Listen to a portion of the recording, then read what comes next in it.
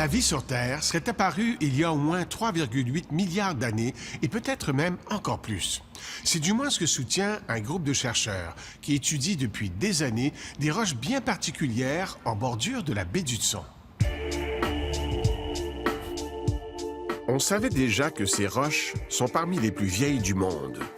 Mais une fois taillées, polies et placées sous un microscope, ils y ont découvert un univers caché. Ces filaments rouges sont plus petits qu'un cheveu et sont faits d'hématite, du fer oxydé comme la rouille. Pour Matthew Dodd et Dominique Papineau, ces filaments seraient les traces laissées par les toutes premières formes de vie sur Terre. À l'époque, ce secteur rocheux de la baie d'Hudson faisait partie du plancher océanique, un milieu semblable à ceux qui existent encore maintenant. Ces cheminées hydrothermales ou fumeurs noirs crachent une eau riche en minéraux qui servent de source d'énergie à des bactéries. Cette activité chimique laisse aujourd'hui dans la roche le même genre de signature que celle que les chercheurs ont identifiée dans la baie d'Hudson. S'il s'agit bien de traces de vie, il faudra réécrire plusieurs chapitres de l'histoire de la Terre, en particulier le premier milliard d'années. Notre planète s'est formée il y a un peu plus de 4,5 milliards d'années, puis elle a lentement refroidi. Mais sa première croûte rocheuse n'a pas duré longtemps. Âgée de moins de 100 millions d'années, la Terre a subi un impact gigantesque dont les débris ont formé la Lune. Il a fallu reprendre à zéro, laisser le magma à la surface refroidir pour former une nouvelle croûte rocheuse, accumuler une atmosphère, puis des océans, où la vie serait apparue il y a 3,5 milliards d'années. C'est du moins le scénario généralement reconnu. Ce que cette nouvelle étude propose, c'est de ramener la date à 3,8 ou même à presque 4,3 milliards d'années.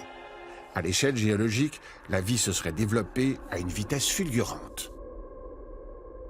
L'idée, bien sûr, ne fait pas consensus. Certains experts ne sont pas convaincus que les fameux filaments rouges sont d'origine biologique. D'autres s'interrogent sur les méthodes de datation utilisées pour les roches très anciennes. Mais même l'hypothèse la plus conservatrice, à 3,8 milliards d'années, va dans le même sens que plusieurs études publiées récemment. À mesure qu'on trouve des indices de cette période lointaine, on réalise que la Terre a pu développer des conditions propices à la vie très tôt dans son histoire. Et les implications vont bien au-delà de notre planète.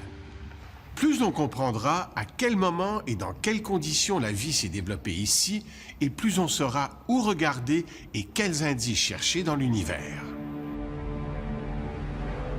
Sur Mars, par exemple, on croit qu'il y a 4 milliards d'années, il y avait un océan gigantesque. Et par endroits, l'eau s'est maintenue pendant des centaines de millions d'années. Des cibles toutes désignées pour les futures sondes. Mieux encore, en ce moment même, sous la glace de 2 lunes du système solaire, Europa autour de Jupiter et Encelade autour de Saturne, il y aurait des océans liquides avec tout ce qu'il faut pour abriter la vie.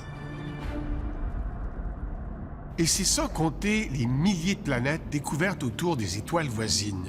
Plus on constate que la vie s'est développée rapidement sur Terre, plus on augmente les probabilités qu'il y en ait ailleurs.